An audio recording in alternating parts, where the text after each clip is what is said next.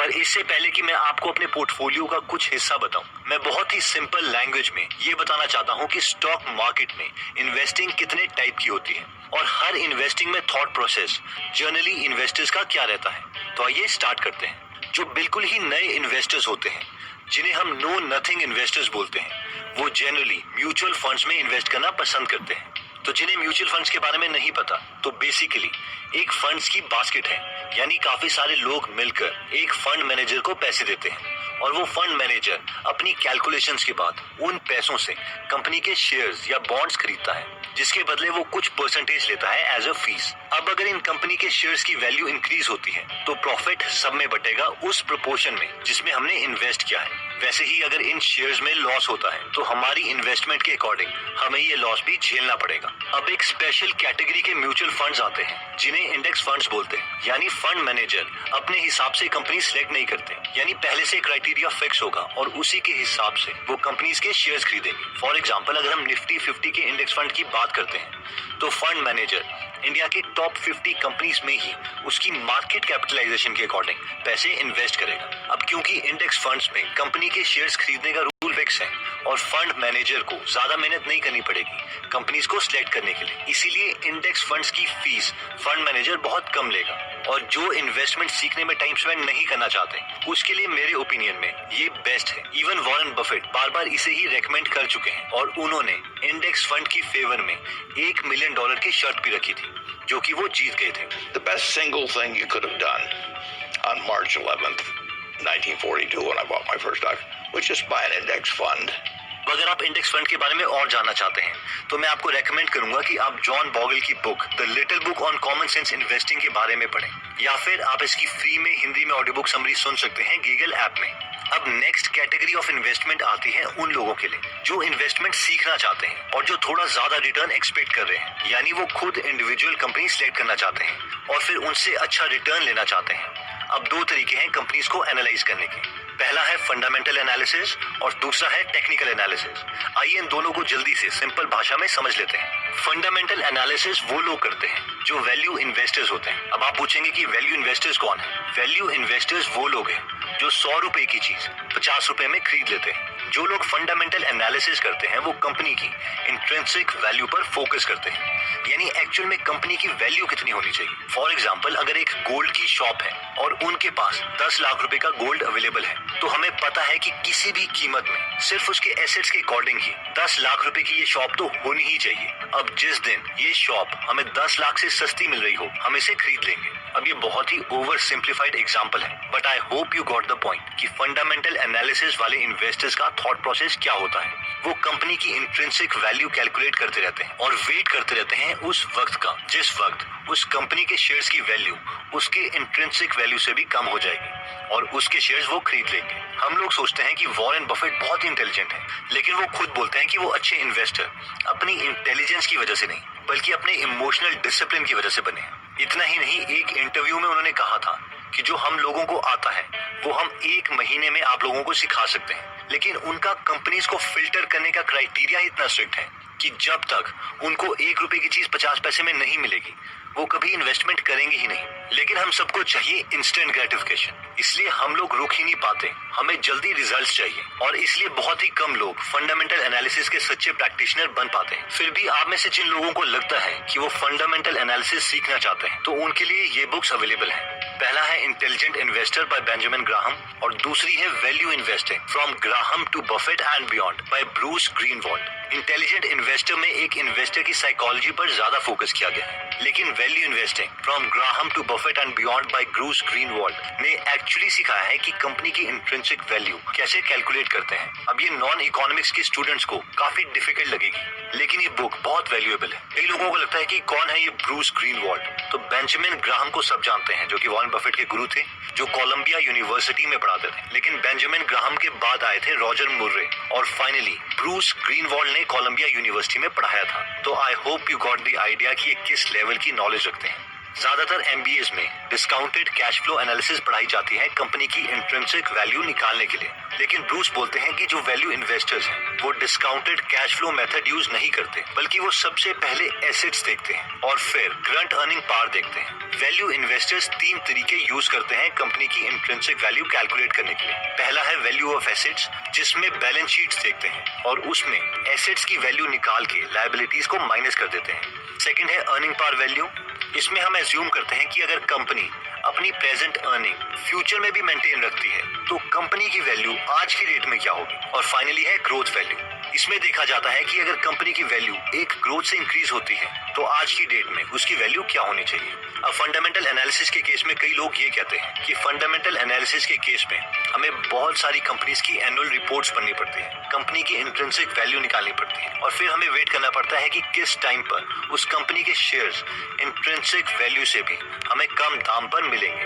अब ऑब्वियसली इस मेथड में टाइम लगता है और इसीलिए इस मेथड ने बिलियनियर्स भी बनाए हैं और ये ज्यादा रिवॉर्डिंग भी है। लेकिन कई लोग बोलेंगे कि ट्रेडिंग में भी तो लोग पैसे कमाते हैं। चलो हम देख लेते हैं कि ट्रेडिंग क्या है और उसमें क्या स्किल्स रिक्वायर्ड है और ट्रेडर्स की साइकोलॉजी क्या होती है। तो बेसिकली ट्रेडिंग टेक्निकल एनालिसिस पर बेस्ड है, यानी जनरली ट्रेडिंग एक मोमेंटम की गेम है जिसमें हम चार्ट्स देखते हैं सारे बायर्स और सेलर्स के कलेक्टिव बिहेवियर को प्रिडिक्ट करने के लिए कि फाइनली मार्केट कहां रिस्पॉन्ड करेगी। बहुत ही सिंपल लैंग्वेज में बात करें तो अगर प्राइस कम हो गया है तो इमोशनली लोग ओवरऑल डरे हुए हैं और शेयर्स को सेल कर रहे हैं, और अगर प्राइस इंक्रीज हो रहा है तो ओवरऑल लोग ऑप्टिमिस्टिक हैं कि फ्यूचर में शेयर प्राइस वैल्यू बढ़ेगी और इसलिए वो शेयर्स खरीद रहे हैं। टेक्निकल एनालिसिस में प्राइस की मूवमेंट ऊपर या नीचे क्यूमुलेटिव भी हो सकती है, जैसे कि एक साथ 50 कंपनीज की प्राइस, जैसे कि निफ्टी 50 या बैंक निफ्टी की केस में, या फिर एक इंडिविजुअल कंपनी की प्राइस भी ऊपर नीचे होती है। मैं रेकमेंड करूंगा कि अगर आप टेक्निकल एनालिसिस स्टार्ट करें तो पहले किसी वर्चुअल प्लेटफॉर्म में अपनी स्किल्स को टेस्ट करें और उसके बाद आप जितने भी पैसे इन्वेस्ट करना चाहते हैं उसका 5 से 10% ही ट्रेडिंग में यूज करें और वो भी निफ्टी 50 से स्टार्ट करें।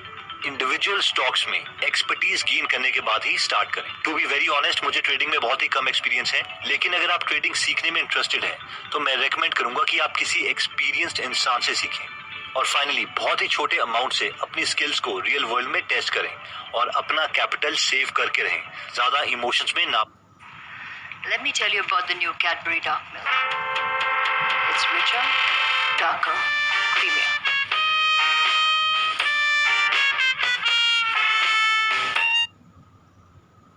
ना बहें।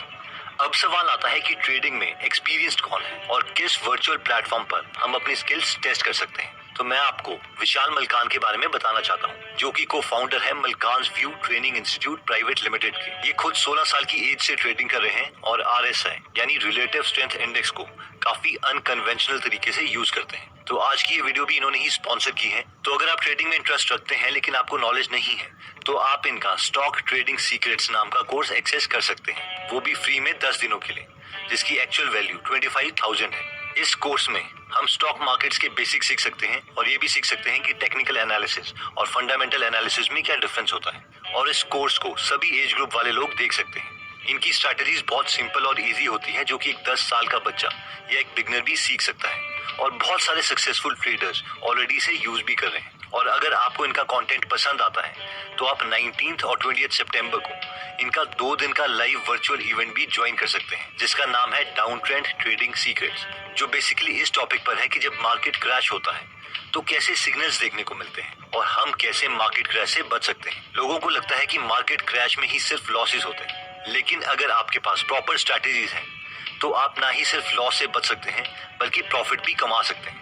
इसमें आपको ये भी नॉलेज मिलेगी कि प्रोफेशनल ट्रेडर्स कैसे काम करते हैं। इनका यूट्यूब चैनल भी है मलकान व्यू के नाम से, जो कि इंग्लिश में है, और स्टार ट्रेडर के नाम से, जो कि हिंदी में है, और जिसमें 600 से ज्यादा वीडियोस अवेलेबल है, जहां से हम स्टॉक मार्केट के बारे में बहुत सारी नॉलेज गेन कर सकते हैं और ट्रेडिंग भी सीख सकते हैं। इन सब की डिटेल्स हम डिस्क्रिप्शन में दे देंगे। डिस्क्रिप्शन में वेबिनार के फ्री रजिस्ट्रेशन की भी लिंक दी है, जहां से आप रजिस्टर कर सकते हैं।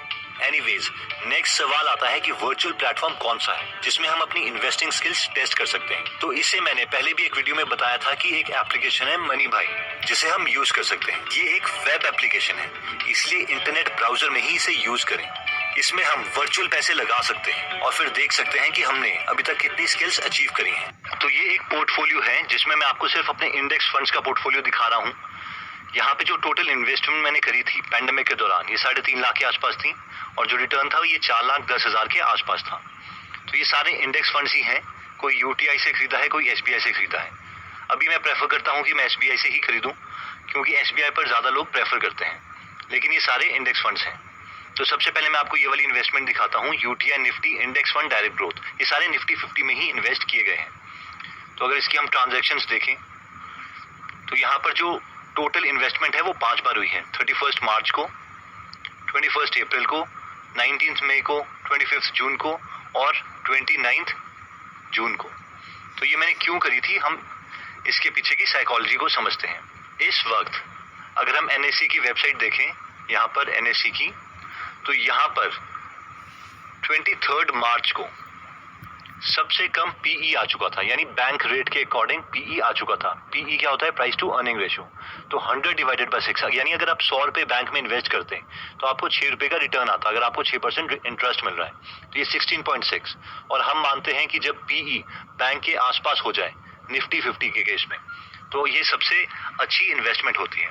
तो होना क्या चाहिए था, मुझे 23 मार्च को ही सारे इन्वेस्ट कर देने चाहिए थे, लेकिन मैंने ये डेट मिस कर दी और अपनी फर्स्ट इन्वेस्टमेंट करी मैंने 30 मार्च को, जब ये 18.66 था पीई, जो कि उतना ज़्यादा नहीं बढ़ा था और ये ठीक था। तो 31 मार्च को ही, उसके बाद मुझे लगा कि मार्केट दोबारा गिर सकती है, जो कि ऑब्वियसली मेरी पार्ट में एक गलत डिसीजन था। मुझे जितना भी अमाउंट करना चाहिए था वो इसी डेट में इन्वेस्ट कर देना चाहिए था, मगर मैंने वेट किया 21 मार्च को, फिर 19 को, फिर 25 को और थोड़े थोड़े पैसे करता रहा। इसमें 25,000 डाले, फिर 25,000, फिर 50,000, फिर ये 76,285 जितना था मेरा बैलेंस इस पर्टिकुलर एप्लीकेशन में, ये मैंने इन्वेस्ट कर दिया। तो बेस्ट केस तो होता कि हम यही करते, लेकिन इसके बावजूद और इस सारे टाइम में बाकी सारे की सारी जो मैंने 4 इन्वेस्टमेंट करी थी, इस टाइम पीई वो बढ़ चुका था। तो बेस्ट इन्वेस्टमेंट जो मैंने ज़्यादा नंबर ऑफ यूनिट्स खरीदे वो 31 मार्च को थे। तो टोटल इन्वेस्टमेंट इसमें 3,35,000 थी और अभी तक का रिटर्न जो विद इन 5 to 6 मंथ्स ही हुए हैं 59,157 हो चुका है, यानी 21.41% रेट ऑफ रिटर्न है। आरओआई वो मुझे मिल चुका है और अभी 1 साल भी नहीं हुआ है। तो ये जो परसेंटेज है ये 1 साल की नहीं है, अगर आप 1 साल की मानेंगे तो that will be close to 40%। तो इवन वॉरेन बफेट का जो रिटर्न है दैट इज 20%। ऑब्वियसली अब उनके साथ हम कंपेयर नहीं कर सकते क्योंकि ये बार बार नहीं आएगी, उनका हर साल का रिटर्न इतना होता है और उनका इन्फ्लेशन भी वहाँ पे यूएस में कम है। But I think you got the idea कि ये एक अपॉर्चुनिटी थी जो इन्वेस्टर्स के लिए क्रिएट हुई थी। नेक्स्ट मैंने निफ्टी 50 में भी डाले थे, यानी पहली 50 कंपनी में नहीं, 51 से लेके 100 कंपनी में, क्योंकि इनमें भी जो रिटर्न है वो कई बार ज्यादा मिल जाता है। ये छोटी कंपनी से कंपैरेटिवली पहली 50 कंपनी के, तो इसमें रिटर्न भी ज्यादा होता है, लॉस की गुंजाइश भी ज्यादा होती है। तो इसमें जो टोटल रिटर्न मिला है वो 16.2% का मिला है। 50,000 इन्वेस्ट करे थे, 58,000 का रिटर्न मिला। और फाइनली मैंने एक सिप खोली है, सिस्टमैटिक इन्वेस्टमेंट प्लानिंग। तो इसमें मैंने 5,000 की सिप खोल दी है ताकि हर बार कटते रहें। तो यहाँ पे 5,000 इन्वेस्ट करे थे, शायद जुलाई में कटे नहीं, फिर 5,000, फिर 5,000। तो इसमें भी अगर हम देखें XIRR है वो 33% है इस केस में। यूटीआई निफ्टी के केस में 85%, इसमें 47%। अब ऐसा नहीं है कि यूटीआई में आपको ज्यादा रिटर्न मिलेगा, वो सेम फंड में हमेशा आपको सेम ही रिटर्न मिलेगा क्योंकि वो सेम जगह ही लगाते हैं और उतना पैसा ही लगाते हैं। तो अगर आप एसबीआई पे ही सबसे स्ट्रॉन्ग बैंक माना जाता है तो इसमें ही इन्वेस्ट करें जो आप करना चाहते हैं। तो I hope you got the idea कि ये जो रिटर्न ऑन इन्वेस्टमेंट है इन टर्म्स ऑफ परसेंटेज वो काफी अच्छी है। इसमें जो टोटल रिटर्न है तीनों को मिला के वो 19.8 है % और XIRR वो 77.45% है। तो ये अपॉर्चुनिटी बार बार ऑब्वियसली क्रिएट नहीं होती, but you got the idea की साइकोलॉजी क्या है और अगर ऐसी इन्वेस्टमेंट की दोबारा से एक सिचुएशन क्रिएट होती है तो हम कैसे कर सकते हैं। मैं आपको नहीं बोला कि आप इन्वेस्ट कीजिए, बट ये मैंने किया था क्योंकि, और मैं आपको नहीं बोल सकता क्योंकि मैं सर्टिफाइड नहीं हूँ। A phone made by Silicon Valley tech giants. A car pioneered by... तो I hope you got the idea. तो दोस्तों हमने इस वीडियो में 3 तरीके की इन्वेस्टमेंट देखी। पहले थे पैसिव इन्वेस्टिंग, जो खुद पैसे इन्वेस्ट नहीं करना चाहते बल्कि अपने पैसे किसी एक्सपर्ट को देते हैं इन्वेस्ट करने के लिए, जिसमें हमने म्यूचुअल फंड्स या इंडेक्स फंड्स के बारे में बात करी थी। सेकंड थे एक्टिव इन्वेस्टर्स, जो या तो फंडामेंटल एनालिसिस यूज करते हैं जिसमें वो लॉन्ग टर्म के लिए कंपनी में पैसे लगाते हैं, या फिर टेक्निकल एनालिसिस जिसमें हम लोगों के बिहेवियर को स्टडी करते हैं इन्वेस्ट करने के लिए। एनीवेज दोस्तों, आई होप आपको ये वीडियो पसंद आई होगी। अगर आप फ्री में इन्वेस्टिंग या किसी और टॉपिक पर बुक समरी सुनना चाहते हैं तो आप हमारी गीगल